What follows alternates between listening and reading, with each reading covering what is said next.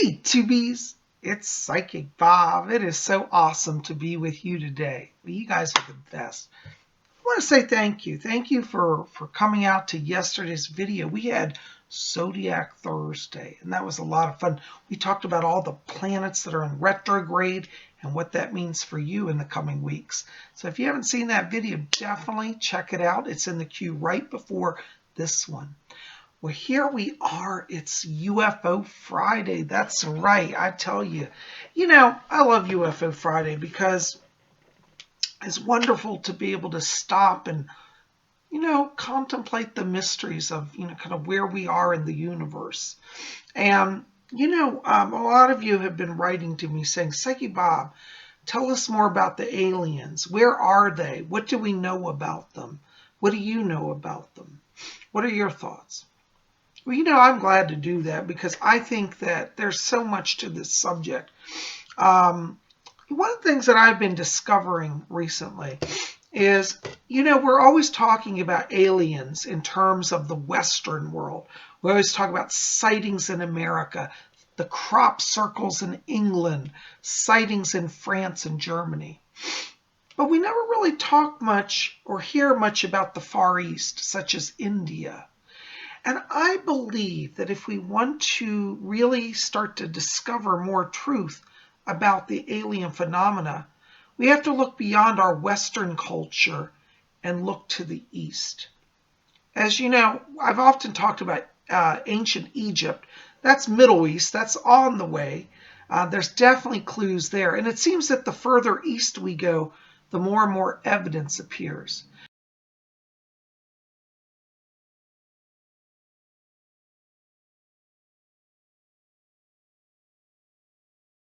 Just for example, here we are in the United States, and we've certainly had a lot of sightings here. But if we go a little east and we go south, we end up finding a lot more information coming out of places like Peru, where there are sightings daily and ancient symbols carved in the hillsides.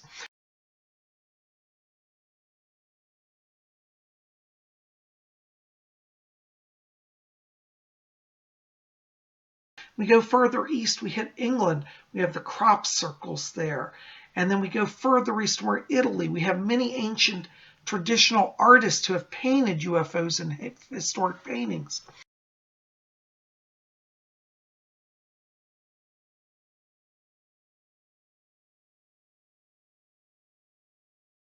So throughout time and across cultures, these signs keep appearing.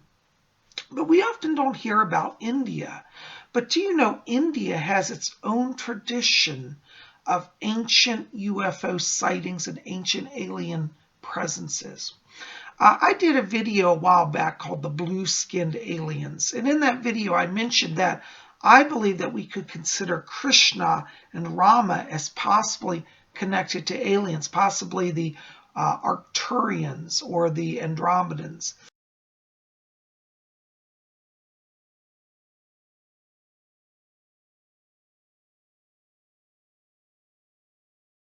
And what's interesting here is I've been reading a wonderful book. I recommend this for you guys. It's called Arrow of the Blue-Skinned God, and it's called Retracing the Ramayana Through India. The Ramayana is an ancient Hindu scripture that talks about Lord Rama, who is an incarnation of God, who is also Krishna. And he's always shown as blue. And when Lord Rama was on the earth, he was a great and powerful prince, king in India. And the story of the Ramayana tells about him as a noble king. He ends up being banished from his kingdom by his father, who misunderstands him. And he goes off and he fights an evil demon. Well, throughout that scripture, if you study it, there's a lot of mysticism. And they even talk about Lord Rama traveling in what's called a vimana. And a vimana, it was a flying vehicle.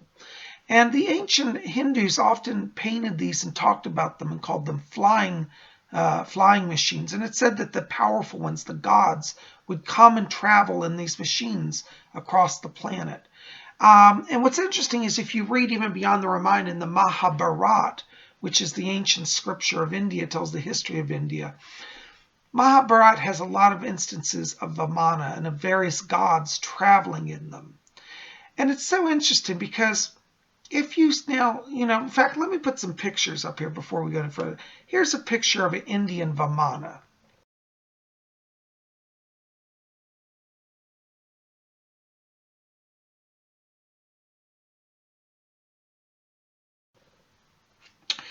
And on the Vimanas travel various forms of God, such as Rama or Vishnu, who is also Rama. Rama, Krishna, and Vishnu are the same God. They're just different times and forms, but they always appear in a blue form, which again goes back to the blue aliens.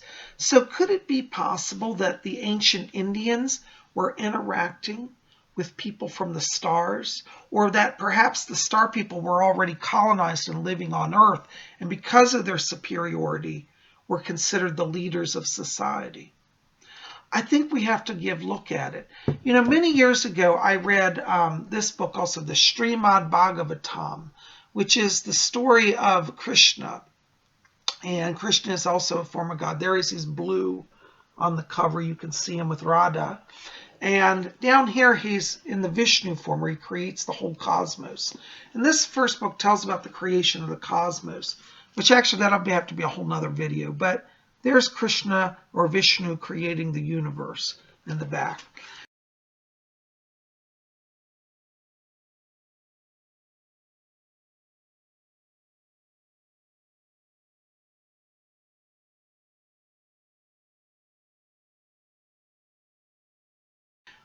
Anyways, why I'm bringing this up is that within this book also, they talk about the Vimanas. Now, this is a multi-volume book. I don't have the volume with me today because it's in storage I have to get.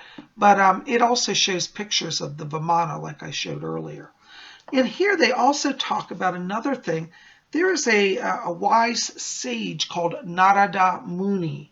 This is a picture of Narada Muni here. He's in the orange robe. And Narada Muni would come from the sky, and he would teach the ancient yogis wisdom from the gods. And so this is how the Hindu scriptures developed, that Narada Muni brought the teachings from the sky, literally, to the ancient wisdom keepers, the sages, the yogis. So Narada Muni was often called the spaceman because they would literally see him descend from the sky. And many times he would be on a Vimana, which is also translated as a golden chariot. So I find this very, very interesting because, when we look at India, we have to really look at the past. Now, what's interesting is in the modern day, there are more and more signs appearing. One of the signs in India are the ancient cave drawings, and these appear to be aliens visiting ancient India, and scientists have confirmed these paintings are thousands of years old. So let me put some ancient Indian cave drawings up here for you.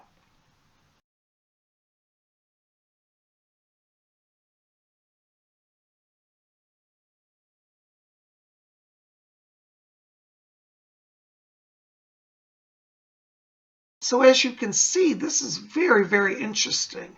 And as you know, in the Western world, we do have a tradition also of ancient cave drawings that show what appear to be ancient astronauts.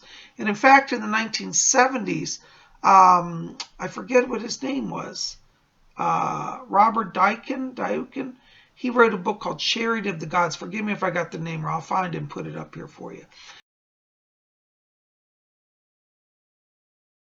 But anyways, he wrote a book called Chariot of the Gods. Now, that book was mostly based on Western cave drawings, Western experiences, Western recordings of what appear to be ancient astronauts coming to Earth.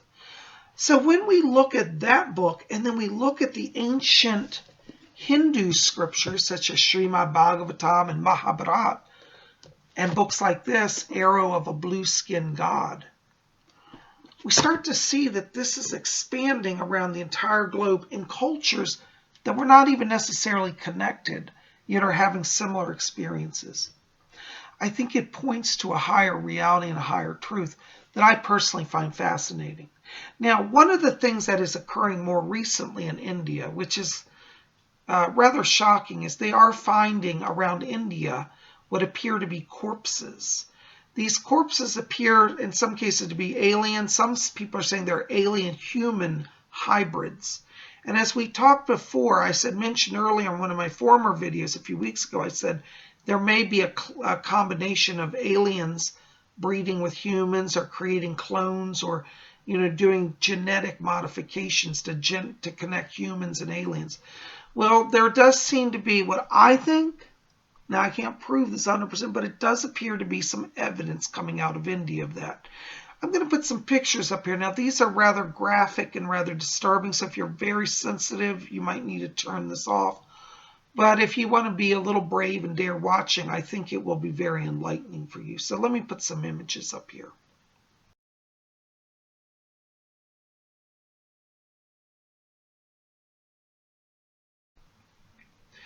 So as you can see, this is very disturbing. Now, that first picture was of what appeared it was a little human alien hybrid. A man found it in his well.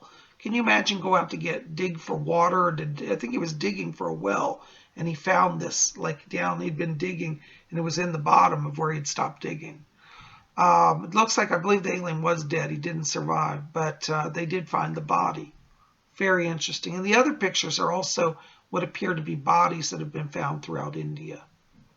So this again opens up the whole question. Are we being visited? I personally, as a psychic, can say yes, we're being visited. But really, I don't think it's so much even a case of visitations now, as much as people that have already been here. We've already been colonized by the people from out there. But we're just now discovering it because they've been pretty hidden. So I believe, people say, well, say, Bob, what does this all mean? Where does it lead? Well, I'm telling you, in the next 2 years, all of this is going to come out.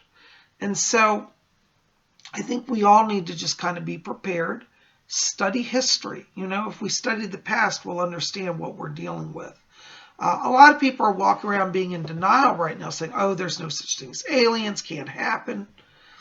But you know what? I think the evidence proves otherwise. I think there's a very strong case for ancient aliens who have visited the Earth, as well are currently still visiting the Earth.